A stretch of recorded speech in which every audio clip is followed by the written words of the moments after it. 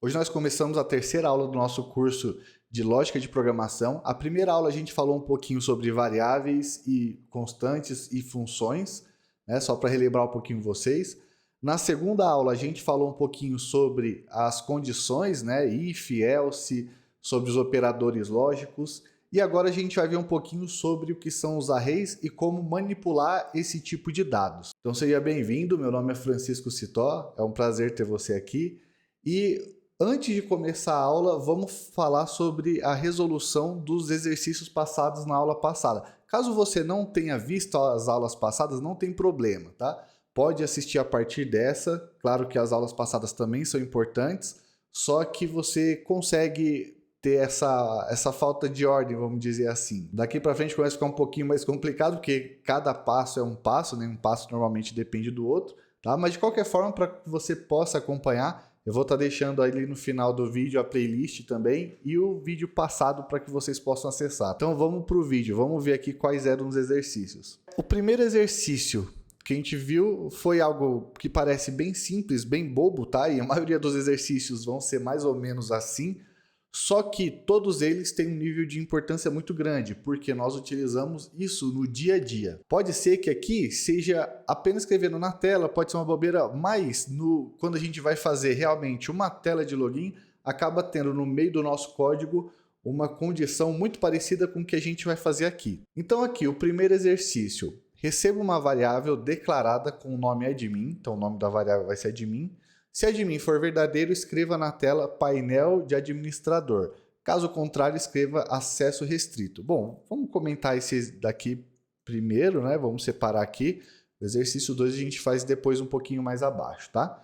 Então aqui, como é que eu vou fazer? Crio uma variável com o nome admin que vai receber, por exemplo, true. Eu vou alterar esses valores depois, tá? Então aqui, o que eu vou fazer? Se essa variável aqui, então if, tá? If admin igual a true, console.log, vou copiar aqui, painel de administrador, tá? E caso contrário, né, vai ser acesso restrito, tá?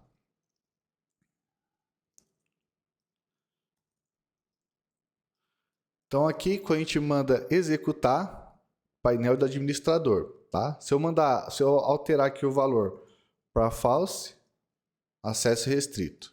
Tá? Então, aqui no Java eu posso colocar esses 3 iguais, eu posso colocar 2 iguais, e eu também posso deixar até 100 igual nenhum, tá? Obviamente tem que tirar o true. Tudo isso vai verificar se aqui é true ou se é false.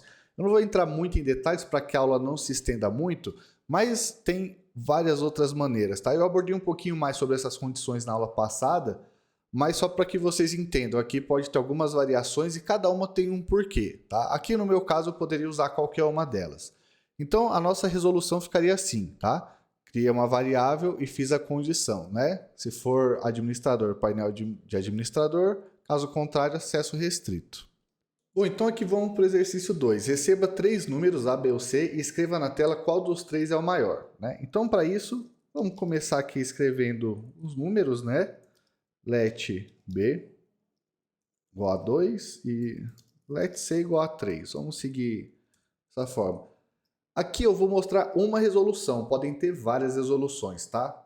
Mas umas muito boas, outras nem tanto, mas enfim, cabe a vocês definirem. Eu vou mostrar uma que eu acredito que seja bem prática, tá? Mas igual eu falei para vocês, cada um faz do jeito que achar melhor, inclusive se vocês acharem resoluções melhores do que essa, pode deixar nos comentários que eu vou analisar também, tá bom? Então vamos ver aqui, ABC, como é que eu faço para ver o maior número e imprimir esse maior número na tela?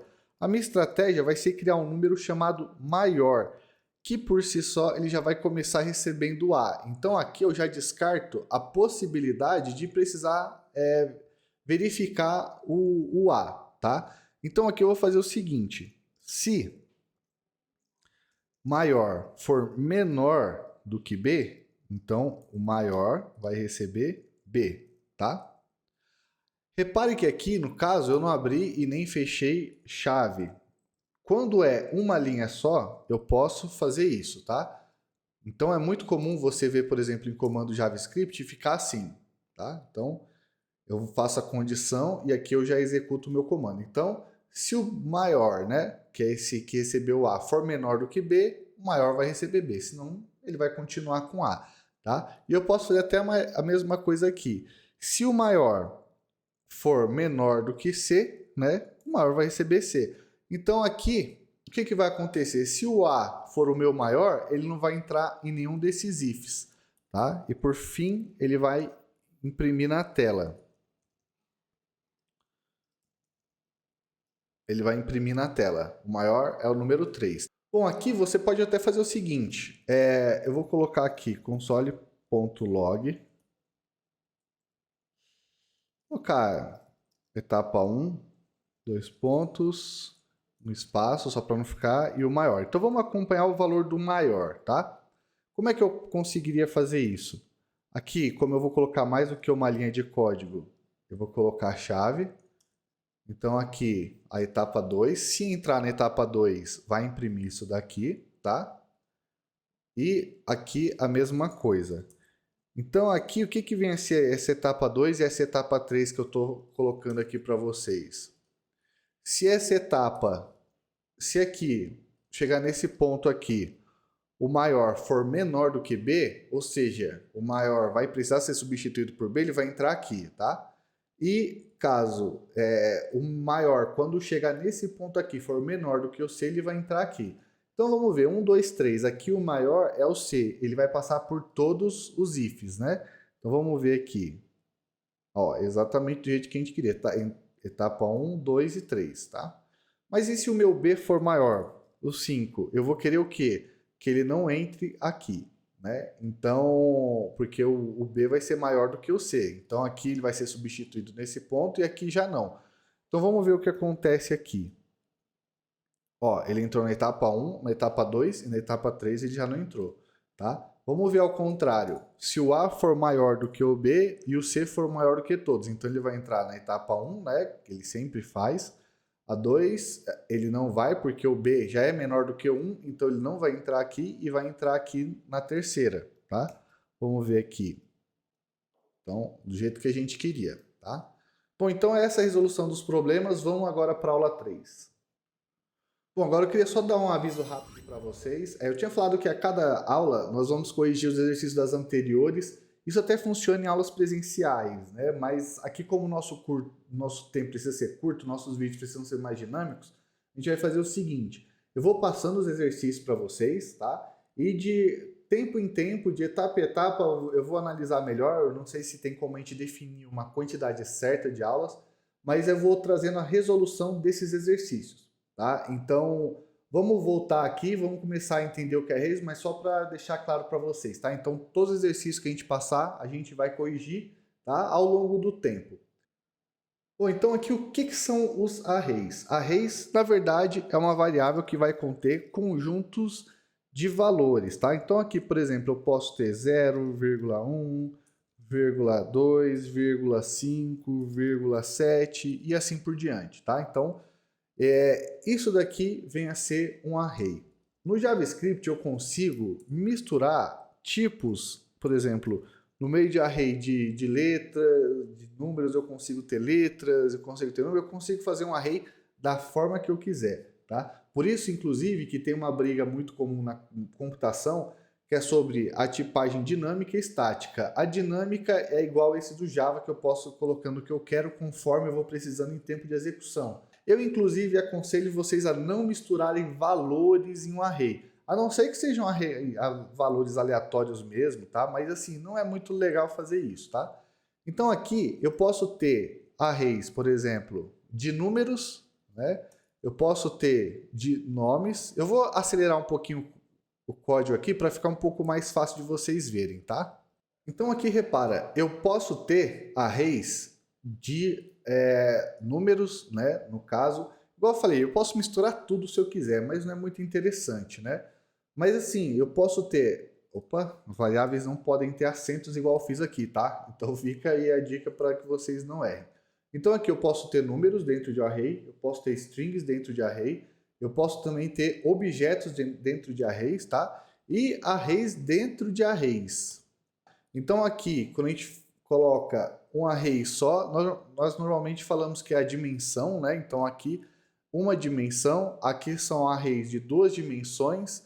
E se eu colocasse em cada valor aqui outro array dentro desse array, que também é possível, tá? Seriam 3 dimensões, aí eu posso colocar outro ainda, 4 dimensões. Não é muito interessante, tá? Assim, você pode usar um ou dois, e assim, no caso mais específico de todos, o terceiro, tá?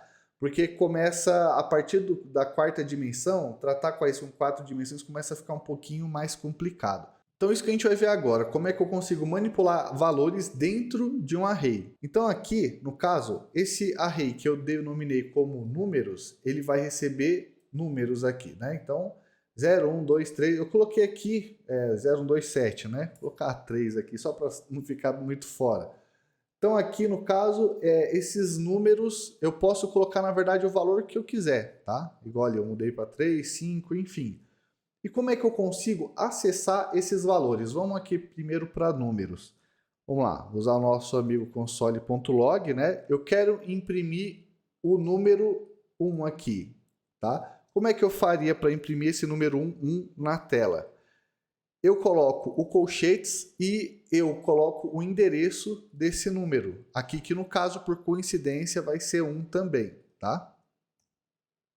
Se eu quiser imprimir o 5, aqui ele começa do 0, o endereço. Então 0, 1, 2, tá? Então aqui, 2. Repara que imprimiu o 5, certo? Se eu quiser imprimir o array inteiro, no JavaScript permite que a gente imprima e ele sai aqui.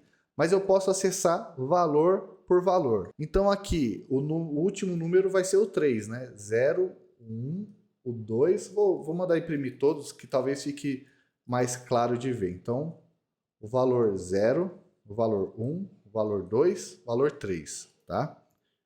Limpar o console, né? Ó, o 0 é o 10, o 1 e assim por diante. Então, dessa forma, eu acesso os valores. Eu consigo, inclusive, vamos supor, o último aqui é o valor 3, né? Mas eu quero que ele fique 20 antes de imprimir na tela. Então, aqui, se vocês observarem, ó, ele ficou 20, tá? Então, assim que eu consigo ler os valores, receber esses valores e também editar esses valores. E da mesma forma, funciona aqui para nomes. Quer ver? Eu vou colocar o exemplo aqui para vocês terem uma noção melhor, né? Então, aqui no caso, nomes, eu quero que o nome 1, onde está onde está a Beatriz, fixe Maria, por exemplo, né? Então, aqui, se eu colocar console.log e colocar nomes, ó, ele vai imprimir na tela aqui, só que em vez de Beatriz, foi Maria, tá? Então, isso que são os arrays. Aqui no caso, eu já tenho arrays de objetos. Como é que eu faço para acessar, por exemplo, o código e o nome aqui dos meus produtos? É da mesma forma que o anterior, tá? Então, eu coloco aqui, vou colocar um console.log, né? Então, aqui como é que eu faço, por exemplo, para escrever o código e a descrição na tela? É a mesma forma. Se eu colocar aqui console.log e colocar produtos, ele também vai imprimir para mim aqui embaixo, né, no console, um espacinho maior, todos os produtos. Caso eu queira imprimir um produto em específico, o que eu preciso fazer? Colocar um índice dele. Então, ó, aqui ele imprimiu só o 0, né? Se eu colocar o 1, ó, ele vai imprimir o 1. Agora, se eu quiser acessar, por exemplo, a descrição do meu produto 1, eu coloco esse ponto e aqui o atributo do meu objeto, tá? Então, ó, caneta. Eu também posso muito bem, da mesma forma que eu escrevo na tela, eu também posso editar esse produto. Então aqui, vamos supor, produto 1, desk, eu não quero que seja mais caneta, eu quero que seja agora tesoura, né? E quando eu mandar imprimir o meu produto 1, então ficou código sem tesoura. Então, dessa forma aqui, eu consigo manipular todos os itens dentro de um array. Bom, vamos ver agora aqui, array dentro de array, como é que funciona. Para que eu acesse esse valor 11 aqui, como é que eu conseguiria imprimir ele na tela? Vamos lá, console.log. Repara que agora a minha posição 0, o que vai ser minha posição 0? Vai ser isso daqui, ó. Por quê? Porque ele é meu primeiro elemento, né? Da mesma forma que o 10 é aqui, que ano é aqui, e que esse objeto, né, que esse item aqui, lápis, é o meu primeiro elemento de produtos, ou seja, de índice 0, aqui esse array é o meu índice 0. Então, vou me imprimir aqui na tela. Então, repara, 0, 2, se eu coloco aqui, por exemplo, o 3, não existe. Então, ele mostra undefined, né? Por quê? Porque aqui é 0, 1 e 2, tá? Embora tenham 3 linhas, não tem aqui o índice 3. Vamos colocar o índice 1, que é esse daqui. O que ele vai imprimir na tela? Aqui, ele imprimiu o índice 1. Aqui a raiz na dimensão 2 vai funcionar como se fosse uma tabela do Excel. Aqui no caso eu coloco 2 colchetes para acessar um único valor. Então eu quero aqui dessa linha, a linha 1, né? Vamos supor, eu quero o item 012, que é o 12, tá? Então aqui na tela, quando eu fizer isso, o que vai imprimir? O 12, igual a gente quis, tá? E da mesma forma, eu posso alterar esse valor antes de mostrar aqui na tela. Vamos supor, eu quero que o valor seja 15.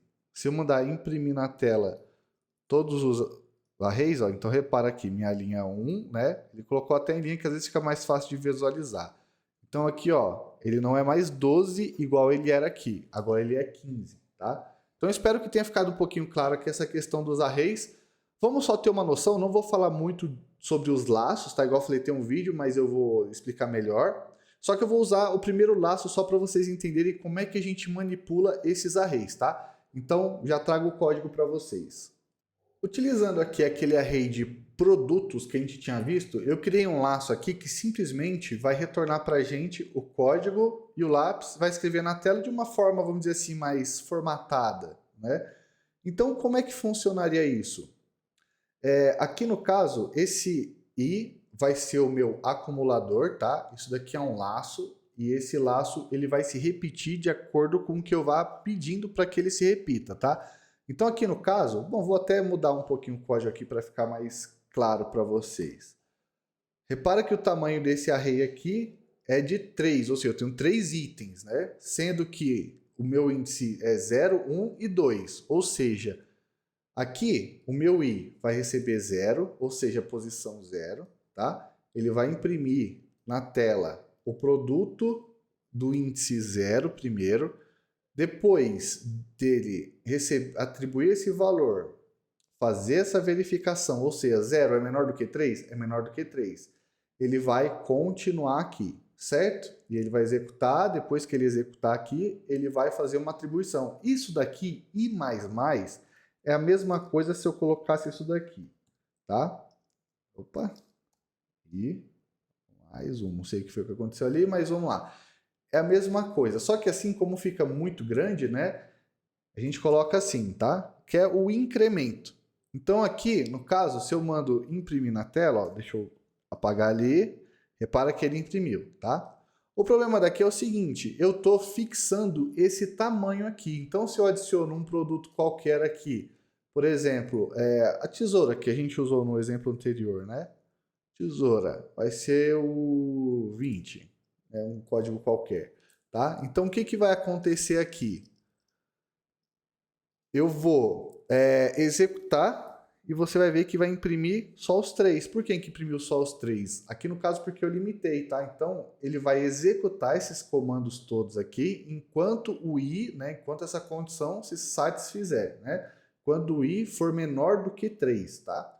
Mas eu não quero isso, eu quero o quê? Que dependendo do tamanho da minha entrada, ou seja, da minha lista, que ele execute todos os produtos, né? Então aqui eu vou fazer o seguinte, coloco produtos.length, tá? A gente usa demais esse comando aqui. O que vem a ser o length? O length é a quantidade de itens que tem na minha lista aqui de produtos. Então, quando eu coloco aqui o i for menor do que length, por que eu coloco isso? Porque o length vai retornar 4 itens. Lembrando que o último índice aqui é o 3, tá? Começa no 0, né? Então 3. Enquanto o i for menor do que a quantidade de produtos, ou seja, que o i for 3, né? Quando ele for 4, já sai, tá? Então aqui, o que vai acontecer? Se eu coloco menor ou igual aqui, por exemplo, você vai ver que vai dar erro. Por quê? O produto 4, né, não existe, tá? O produto de índice 4, né? O produto 4 é esse, mas o produto de índice 4 não existe. Esse é de índice 3. Tá? Então aqui, quando eu faço o igual, ele vai executar até o 4. E o que eu vou ter aqui é um erro, tá? Então aqui, ó, ele fala, ó, que eu estou procurando o código de uma propriedade, né, não identificada. Ou seja, quando eu chego aqui, ó, ele imprime até a tesoura, e depois da tesoura não existe mais produto, mas eu estou tentando acessar o código desse produto, então dá erro, tá? Eu poderia até colocar aqui dentro, por exemplo, se existe esse produto. Então ficaria mais ou menos assim, tá? Se existe esse produto,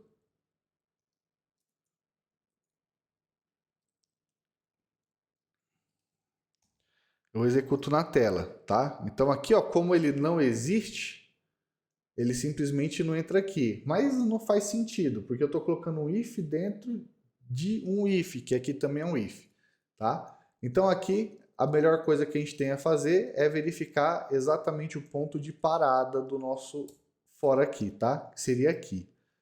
Então, isso que eu queria mostrar para vocês hoje, para a aula não ficar muito grande, e a gente vai continuando daqui para frente, tá? A gente vai começar a ver em mais detalhes como é que funciona o for e os outros laços e manipular mais arrays. Bom, então aqui vamos para os exercícios para praticar, né?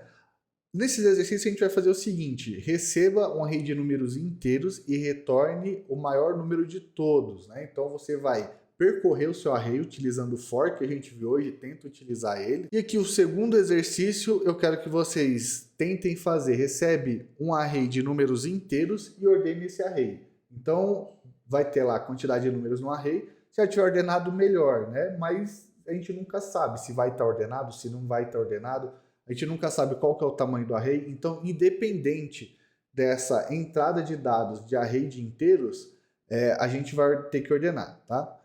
O que eu sugiro é o seguinte: muitas vezes a gente começa a pensar nos problemas antes de pensar na solução, tá? Então antes de você começar a receber o problema, você começa a falar: ih, mas e se for um array de palavras, né, de string? Pode dar erro.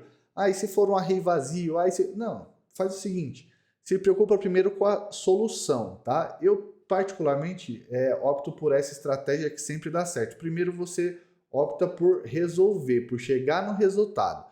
Depois que você chegou no resultado que você quer, aí você começa a fazer os tratamentos de erros, né? Ah, se tiver string, não vai poder executar. Ah, se tiver vazio, simplesmente vai sair fora, né? Não tem tempo.